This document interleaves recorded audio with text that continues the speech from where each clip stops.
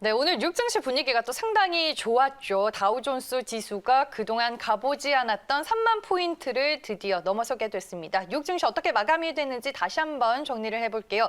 네, 다우존스 지수가 1% 넘게 올라 3만 선에 안착해서 마감이 됐습니다. 그리고 나스닥 지수도 동반 1% 넘게 올랐고요. S&P 500 지수도 1.63% 오른 3,635.90포인트로 마무리가 됐습니다. 전일자 코스피 지수도 사상 최고가를 다시 썼는데 오늘 다우존스 지수까지 그런 흐름이 나와줬습니다. 이제 본격적으로 좀 시장 얘기를 들어봐야 될 텐데요. 오늘 이 시간에는 펠리절 투자 리서치 김민수 대표 그리고 주식 디자인 연구소의 박정식 대표 함께하겠습니다. 안녕하세요. 안녕하세요. 네, 코스피와 다우존스 지수가 나란히 새 역사를 쓰게 됐어요, 대표님. 네, 일단 오늘 기다리시던 연블리님이 안 나오셔서 휴가 가셨어요. 네, 좀 네. 실망하셔서 뭐 채널 돌리실 수도 있겠는데 에이, 그러지 아니요. 마시고요. 네. 저희는 아리따운 앵커님이 계시죠? 네, 그리고 든든한 두 분과 함께하겠습니다. 예, 그러다 보니까 일단 좀 졸려오셔도 참으시고 네. 일단 지금 미국 시장이 또 강세로 이어지면서 또 가보지 못한 길 가고 있는 상황들입니다. 네. 국내 시장도 마찬가지죠. 근데 여기서 다우지수, 나스닥 쪽도 물론 상승한 것도 중요한데 제가 보기에는 의외로 러셀 지수라고 하는 중소형 지수도 상당히 많이 올랐습니다. 최근 들어서 기조가 이쪽이 더 강화되는 모습들이죠. 그렇게 되면은 국내 시장도 마찬가지로 지금까지는 삼성전자하고 LG화학만 봤다. 그러면은 그런 대형주 이후에 나올 수 있는 추가적인 다음 장세 흐름이라고 하게 되면 이런 미국 시장의 동향도 따라갈 게 아니냐라고 하게 되면 무조건 이제 또 대형주가 가는 것도 좋겠지만은 그에 따른 또 순환매도 같이 생각해 볼 때가 아닐까라는 관점에서 너무 삼성전자, LG화학만 주식이냐? 왜 내 주식은 안 가냐?라고 좀 많이 소외돼서 생각하지 마시고요. 다음 차례가 또 있다는 관점 쪽에서 조금 더 이를 즐길 수 있는 여유를 가지시는 게 좋지 않을까 생각되고 있습니다. 어제 뭐 김민수 대표님이랑 염 차장님이 이사 다니지 말자라고 말씀을 또 해주셨잖아요. 네, 집은 한 채 갖고 계시고요. 네, 네. 지금 이사보다는 또 다음 국면을 노리는 게 좋지 않을까 싶습니다. 네, 알겠습니다. 네, 저희가 뭐 다우존스 지수 3만 선을 오늘 넘어선 얘기와 함께 코스피 지수가 또 전일 또 역대 최고가를 썼기 때문에 시장의 전체적인 분위기를 먼저 한번 짚고 넘어가 봤고요. 이제 시장 특징주들 하나씩 만나보겠습니다. 하나손해보험을 첫 번째 종목으로 준비를 했는데요. 회사가 이제 매각될 수 있다라는 풍문이 전일 주가에 상당히 또 큰 영향을 준 것 같습니다. 회사 측에서는 사실이 아니다라고 부인을 했던데 이 매각 이슈를 어떻게 봐야 하나요? 네, 일단은 두 가지 시각이 존재하는 것 같습니다. 첫 번째로는 일단은 매각의 시각인데요. 일단 보험회사를 설립하고 있는 카카오가 이 자회사 카카오페이를 통해서 인수를 추진한다는 소문이 돌면서 지금 매각의 시각이 나타나고 있습니다. 지난 2월 카카오페이 증권을 출범시킨 이 카카오페이는 이 보험업계로도 보폭을 넓히면서 이제 종합금융회사로 발돋움을 하고 있는 상황입니다. 거기에 이제 플랫폼에서 보험 상품을 판매를 하고 이 모바일 환경 상품을 최적화시키겠다는 목표로 현재 보험사 설비를 위한 예비인가 신청을 준비 중에 있는데 일단은 부인을 하고 있지만 이러한 이슈로 인해서 매각설이 나타나고 있는 상황이고요. 업계에서도 악사손해보험과 하나손해보험이 매물로 나올 것이다라는 전망이 현재 나타나고 있고 거기에 이제 캐롯손해보험 지분을 매각하면서 즉 캐롯손해보험이 하나손해보험 밑에 있었는데 이것을 하나자산운용의 지분을 전량 넘기면서 하나그룹 차원에서 하나손해보험을 매각하기 위한 사전 작업이 아니냐라는 지금 이슈가 나타나고 있는 상황입니다. 하지만 이제 다른 이슈도 존재합니다. 하나손해보험이 경영 정상화를 위해서 지금 매진을 하고 있는데 이 캐롯 손해보험 지분이 애물단지가 된 상황이다라는 지금 상황이 존재하는데요.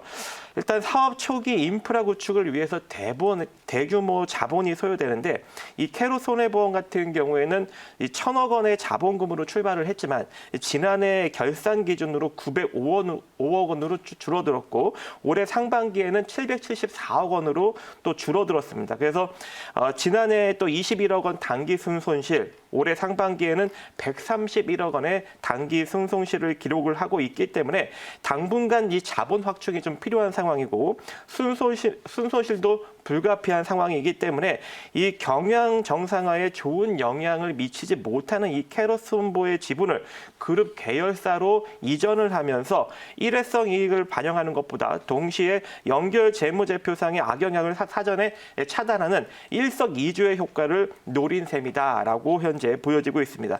특히 이제 하나손해보험 같은 경우에는 상반기 시중금리 하락을 효과적으로 활용하고 이 건전성과 그리고 이익을 동시에 높였다라는 긍정적인 상황이 존재하지만 이 상반기보다는 하반기가 더 악재가 많이 존재하는 것으로 보여집니다. 일단 RBC 하락이 좀 예측이 되고 있는 상황이고요.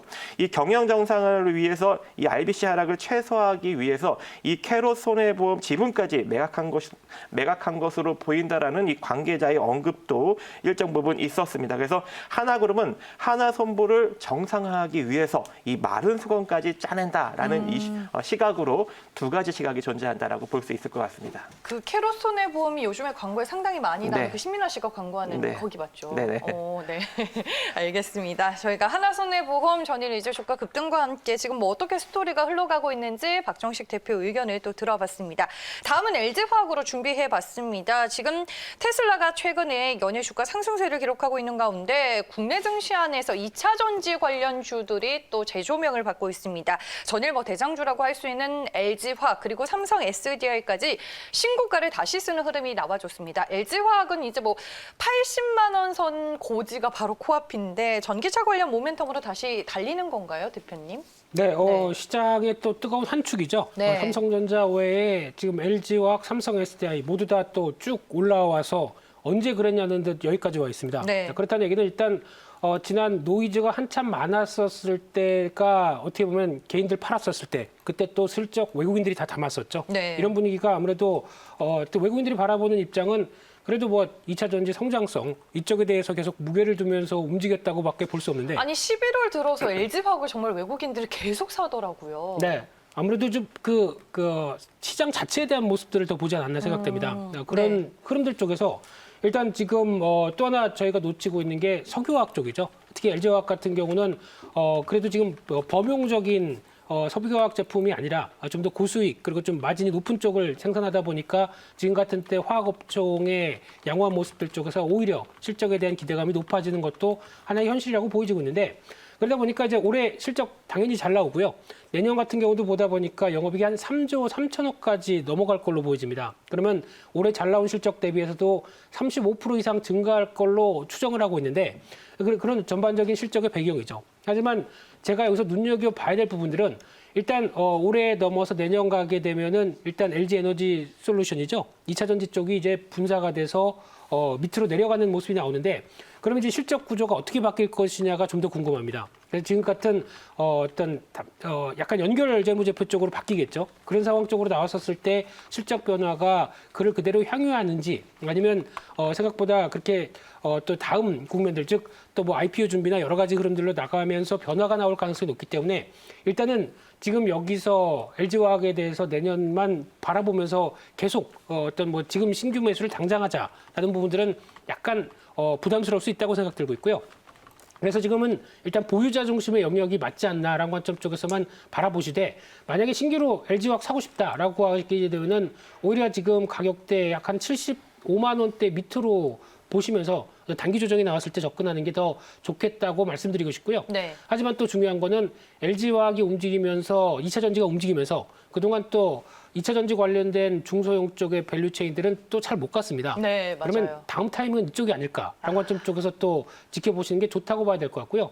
그중에서 내년에 실적을 대비해서 여러 가지 종목들이 나오면서 최근에 좀 보고 있는데 그중에서 한 종목 나인테크라는 종목이 있는데 이 회사 같은 경우 내년에 실적 상당히 개선되는 모습들이 가파를 걸로 보여지고 있는데 아직 주가는 크게 못 올랐고요. 그렇게 되면은 내년 실적 대비해서 지금 PER 계산해 보니까 한 5배, 6배 수준밖에 안 됩니다. 이 부분이 가시화되게 되면 오히려 이런 종목들이 추가로 시장에서 움직이지 않을까라는 쪽에서 관심은 일단 다 중소형 쪽입니다. 네. 알겠습니다. 아니 LG화학 얘기를 하면서 많은 투자자분들이 그래서 2차전지 관련주들 더 가냐? 그러면 이제 못 올랐던 중소형주 안에서는 뭐가 가냐? 이거를 가장 많이 궁금해하시는데 역시나 말미에 또 얘기를 해주셨고요. 2차전지 관련주 중소형주 내에서 나인테크라는 종목을 오늘 또 언급을 해주셨습니다. 다음 특징주는 이제 시즌입니다. 이 종목을 요즘에 궁금해하시는 개인 투자자분들도 상당히 많습니다. 코로나19 진단키트 대장주로 꼽히는 종목인데 최근에 백신 개발 소식에 주가가 뭐 연일 하락세가 이어지고 있습니다. 아무래도 이제 들고 계신 분들께서는 상당히 고민이 또 많이 되실 것 같고 걱정도 많이 되실 것 같습니다. 전일에도 12% 넘게 급락을 했습니다.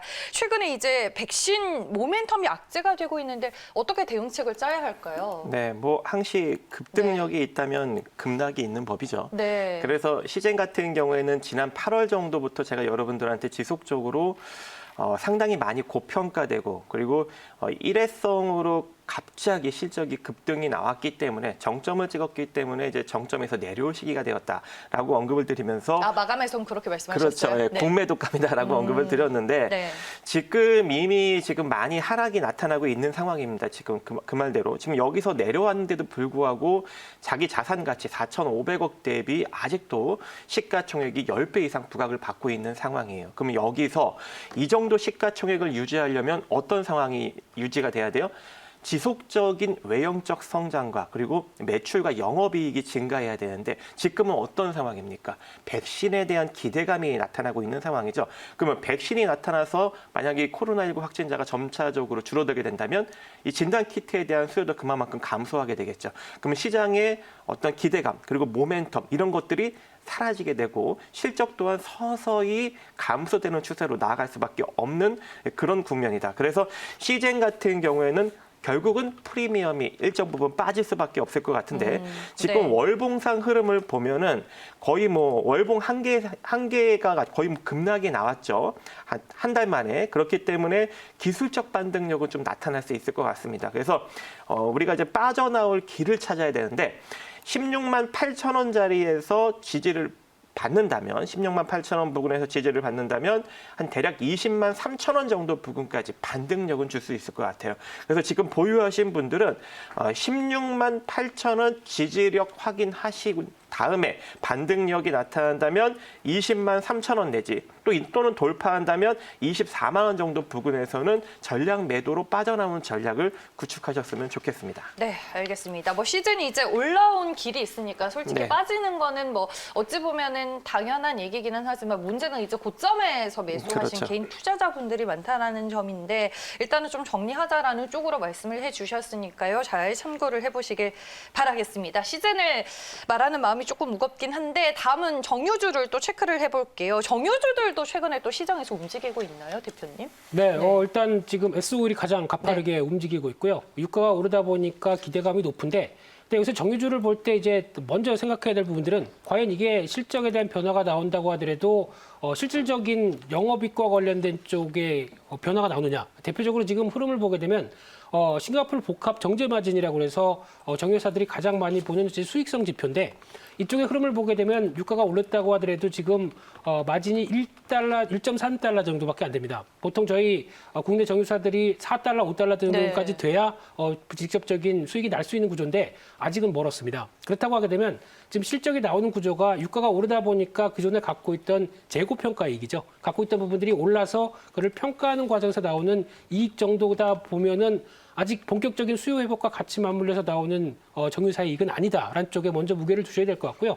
또 하나 중요한 거는 그동안 유가가 가장 많이 쓰였던 거에 대부분 한 30-40%가 차지하는 쪽은 자동차 쪽입니다. 그러니까 내연기관 관련된 연료인데 이쪽이 지금 모두 다 글로벌이 친환경 쪽으로 확 돌아섰죠. 그러면 그때만큼 나올 수 있는 수요는 한계가 있다고 하게 되면 저희가 보통 알고 있는 뭐 유동성이 좋고 달러가 약세로 갔었을 때 유가가 과거처럼 뭐 80-90달러대로 갈 수 있겠느냐? 저는 아니라고 생각합니다. 네. 그러다 보니까 한계가 있다는 점을 염두를 하시면서 정유 쪽도 뭐 친환경 관련된 섹터 쪽으로 많이 변하겠죠. 주유소를 전기차 충전소로 바뀐다든가 뭐 여러 가지 변화가 가져가야 될 걸로 보여지고 있는데 그에 따른 숙제가 있기 때문에 일단은 낙폭 과대에 따른 변화를 먼저 생각하는 게 좋겠다라고 보여지고 있는데 그중에서 지금 정유주 쪽에서 눈길이 가는 건 GS입니다. 요즘 지주사 종목들 핫합니다. 지주사 종목들은 오히려 시장이 경기나 좀 여러 가지 부진할 때 잘 못 가다가 네. 좀 자회사 실적들이 좋아지면서 변화가 나온다고 하게 되면 오히려 이런 쪽이 요즘 롯데지주 같은 경우도 급등하고 있죠. 이런 지주사에 대한 종목들의 변화가 나오는 흐름이기 때문에 차라리 노린다면 GS 쪽이 제일 낫지 않을까. 이렇게 그냥 간략하게 말씀드리겠습니다. 그럼 전체적으로 정유주들은 단기 반등으로 봐야 되고 네. 일단은 뭐 그 안에서 관심주를 꼽자면 GS다 이 말씀이신 거네요. 네, 정리의 달인이십니다. 네. 네, 알겠습니다. 아니 이제 대부분의 업종이 잘 가서 이제 못 가는 게 정유주니까 네. 저는 이제 또 어떤 관점으로 봐야 할지 궁금해서 오늘 여쭤봤고요. 두산 퓨얼셀까지 마지막으로 저희가 짚어보고 싶었는데 시간이 벌써 42분을 지나게 돼서 여기서 오늘 또 마무리하도록 하겠습니다. 네, 지금까지 김민수 대표 그리고 박정식 대표와 함께했습니다. 고맙습니다.